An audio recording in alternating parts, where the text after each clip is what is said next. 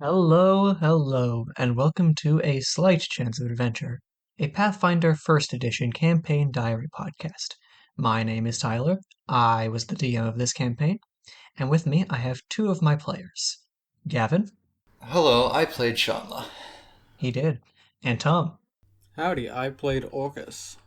Last episode, the party attended a meeting between various leaders of the islands, trying to figure out what to do about the whole coming destruction and all.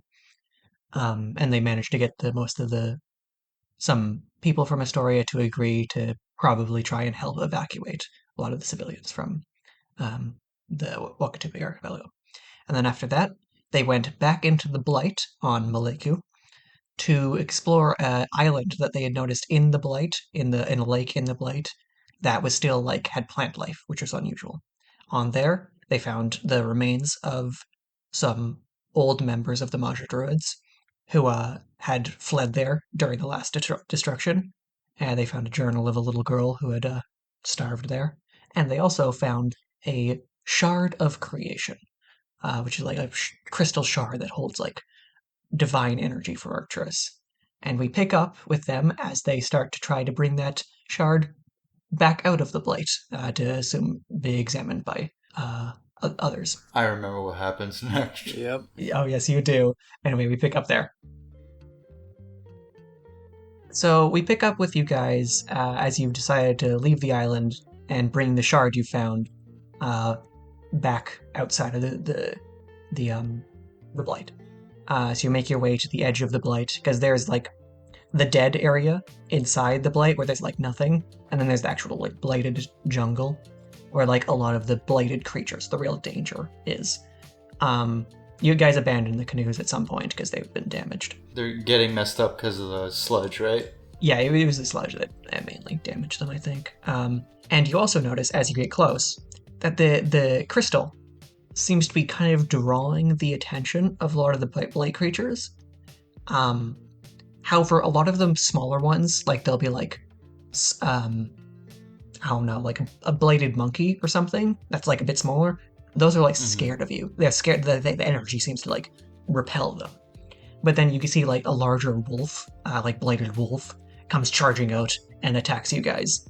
And they're clearly targeting the shard, whoever's holding the shard, which at this point is Shanla. Yes. You guys deal with those wolves, but you kind of understand now, and that whoever's holding the shard is going to get hard targeted, and you make a critical mistake. You leave Shanla holding the shard. Yeah. So then you decide. To be fair, Hmm? I had excellent defenses. You did have of excellent being able defenses. to regenerate like Wolverine, essentially. Yes. The only problem being you're also the main healer, so if you go down, By full means, I think the best option would have been give it to Fyrus. Yes. Retrospectively.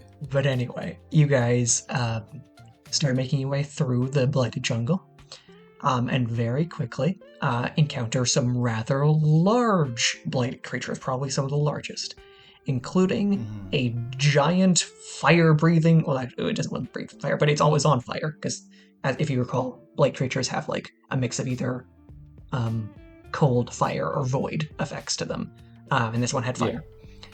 And this single, very dangerous creature hard targets Shanla. I think it hits a critical too. And then the poison also hits Shanla. And Shanla dies.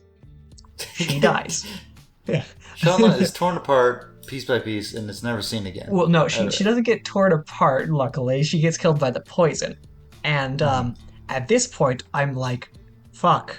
Because I wasn't planning for a PC to die here. This wasn't supposed to happen. And I didn't feel like it was actually a very good time for a PC to die. So what do? Well, in this case, I think I really like what I came up with. And I think, you guys agree that this was pretty good. Since Shanla was holding the shard, and the whole point of the shard was it was a kind of life, nature, energy, kind of restorative, right? I gave Shanla I think it was a wisdom check, and she succeeded, and which caused the shard to her to absorb the energy, and the shard was drained and broke it was done. It didn't have the energy anymore, which essentially you died, saved Shanla's life. This revived Shanla, but you lost the shard, so which is like a big deal. So as Shanla, and then you make a couple more saves, end up making them, so you could come back up, wake back up, and get up, and you guys start just running. Yeah. There's quite an intense chase. Do you guys remember this moment? Yeah, I think so. Yeah, I remember it. I think we defeated the snake. I think you actually got close, but I don't know if you did, because you guys pretty quickly decided to run, and also other creatures were showing up the entire time. Because all the creatures that had been drawn by the energy. Well, I think at that point, like multiple of us were like in the threat zone of the snake, so it was either like put down the snake or suffer. Right. Yeah, so I think you killed it and then ran. Yeah. Do you remember what this was like from your perspective, Tom, and I'll ask you, Kevin? It was Shanla went down. She gets back up. Do you remember how you felt about like the shard breaking? The shard breaking. It was like, oh crap, we Yeah. messed up, and the shard saved us essentially. Yeah. Did you feel like it felt right? Like it didn't feel like it was bullshit. That I mean, like me stepping into it. Like It made sense to me. It made sense. Yeah. You're just like, oh yeah, it did something that made sense to me. It's not a Deus Ex Machina. I didn't even know that. Like, I thought that was like a thing that the crystal just does if someone's wearing one when you did it. See, yeah, because actually at this point I hadn't really worked out exactly what use the crystals might be to you if you like used them for something. So I was just like, yeah, that fits. That sounds like something you could do. So I just did that, and yeah, it really fit it. So everybody kind of just was like, yeah, that makes sense. So anyway, you barely escape. Apparently, Elika and Sean, since you guys are like running, you make some like con checks to keep running. Shanla and Elika by the end are exhausted and like barely able to function. Fierus is apparently like nearly dead. He must have taken a lot of hits, I think. Yeah, he was taking the hits from the snake after that. Right. I think he must have been like saving against the poison and taking some of that. Probably. You guys eventually make it back to the Maja Grove, and apparently at this point you guys get hold of some extra strength elf grass, which I don't know if we stated what elf grass is. It's essentially just weed, because Elk goes into drugs and stuff, and so we needed a weed equivalent. Is fantasy weed. It was fantasy weed, elf grass. And so we got some extra. You guys got some extra strength stuff. Made some extra strength stuff. Yeah, and I presume used some of it. I didn't say that, but I assume. Sleep in the nearby cave and some in Elika's hut. I remember there was a moment where it's like, oh shit, I'm gonna have to carry one of these two. Right. I had that thought. I was like, oh, I'm gonna have to carry one of these two if they fail another check. If one of them goes down. Yeah. Right. Yeah, luckily you didn't have to do that. Like he would have reluctantly, because like not gonna leave someone to die, right? Mm-hmm. You guys wake up, and you speak with Hata Iman. Hata Iman is a member of. So you remember Sarla from last episode, a leader. Her organization she was part of was called the Wild Keepers, which are just the followers of Arcturus on the archipelago. Yeah. And it's some sort of a relation seems to have been made between the Maja Druids and the Wild Keepers. And the reason for this is because the Maja Druids have a lot of experience fighting the Blight.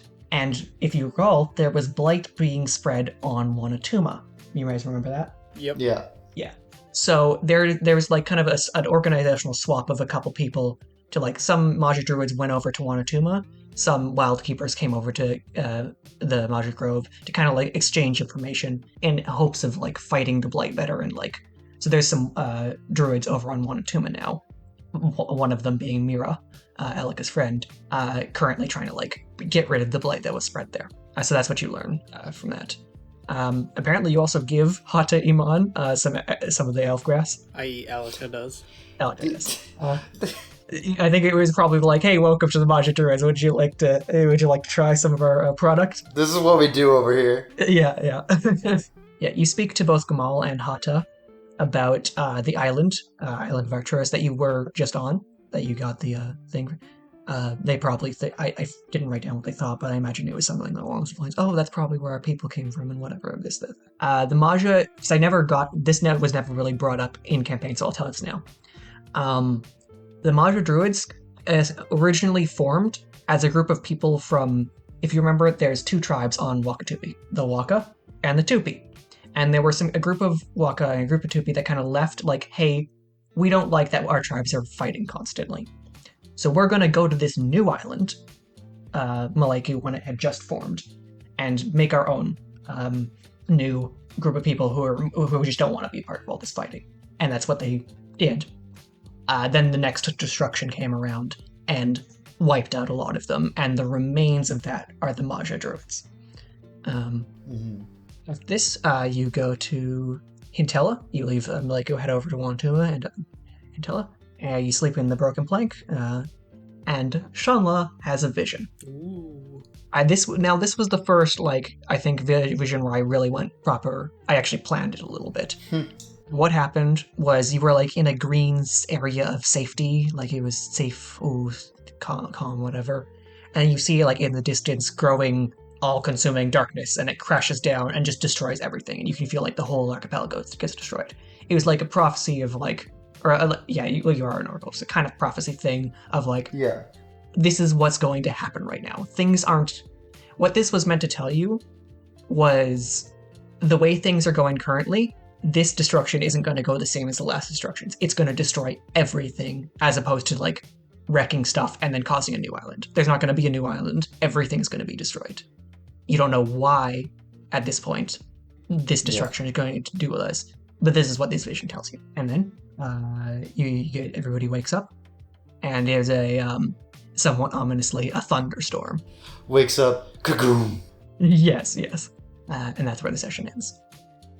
So for our post-episode discussion this time, I think it's obvious we should probably talk about PC death and how that can be handled.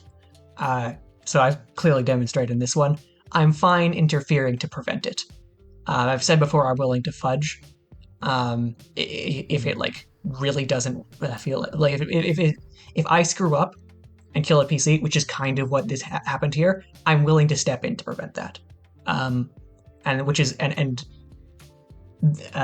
this time was kind of lucky. Now I have killed PCs before. I do kill PCs eventually. Yeah. Well, this was your first death that you DM'd, right? This was my first like handling a death. So I guess I should ask you guys, how do you feel about PC death? We'll ask Tom first because he hasn't DM'd yet. Well, not really. Handling PC death is a thing where it's like, part of Pathfinder was making a story.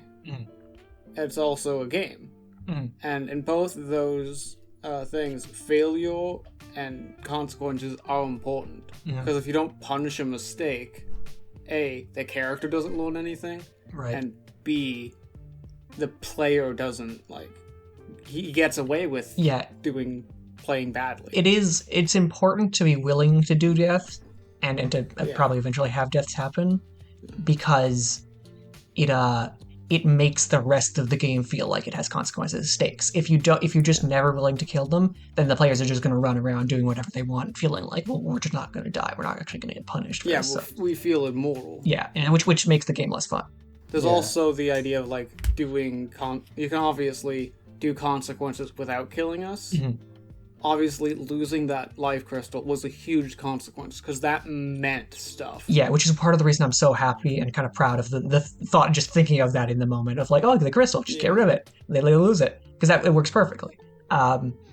It makes it feel like there's stakes, but it doesn't. That was like a proper we failed as a group.